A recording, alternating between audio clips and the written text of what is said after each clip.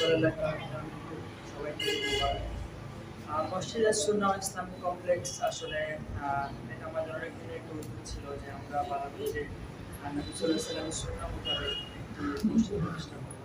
তো আমরা বাংলাদেশের পাশে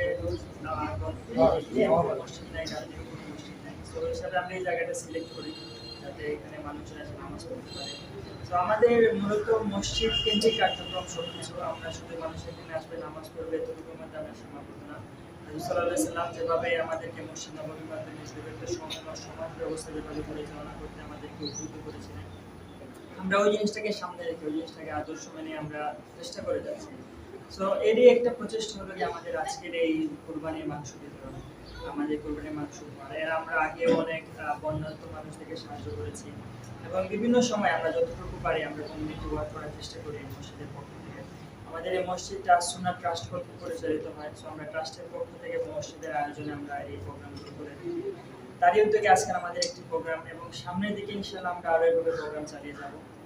আর আমাদের যেহেতু এটা একটা আল্লাহর ঘর, এখানে মানুষজন সাহায্য করে থাকে। আমাদের এই কোরবানির মাংসটা বিভিন্ন প্রবাসী ভাইয়েরা সাহায্য করেছে, তাদেরকে আমি আন্তরিকভাবে ধন্যবাদ জানাচ্ছি। আর আমরা আগামীতে আরো কিছু প্রোগ্রাম আমাদের হাতে আছে ইনশাআল্লাহ, আমরা সেগুলো তো করার চেষ্টা করবো এবং আমরা বিভিন্ন ধরনের গরিব মানুষের সাহায্য করে থাকি। আর কারো যদি বিয়েতে কোনো ধরনের সমস্যা হয় এটাতে আমরা সাহায্য করে থাকি।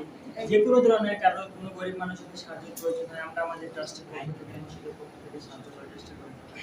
তো এটাই আসলে মানুষকে একটু উপকার করা বা রাসূল সাল্লাল্লাহু আলাইহি ওয়াসাল্লাম সুন্নাহ মোতাবেক মসজিদ পরিচালনা করাই আমাদের আসলে মূল টার্গেট। আপনি স্পোর্টস নিয়ে আছেন, তো স্পোর্টস বা ইসলামিক এই বিষয়গুলো কিন্তু একেবারে ডিফারেন্ট। এদিক দিয়ে আপনার এগুলো কীভাবে?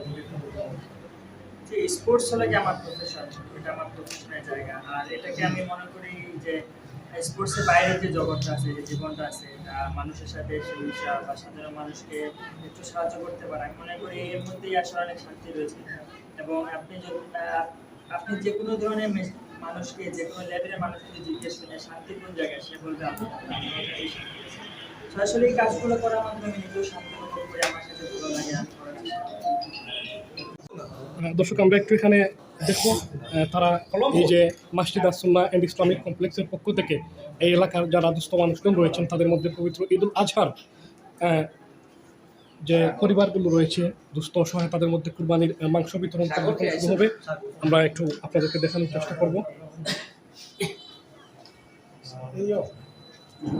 এখানে উপস্থিত রয়েছেন বাংলাদেশ জাতীয় দলের অন্যতম ক্রিকেটার, এই বালাগঞ্জের সন্তান তানজিম হাসান সাকিব।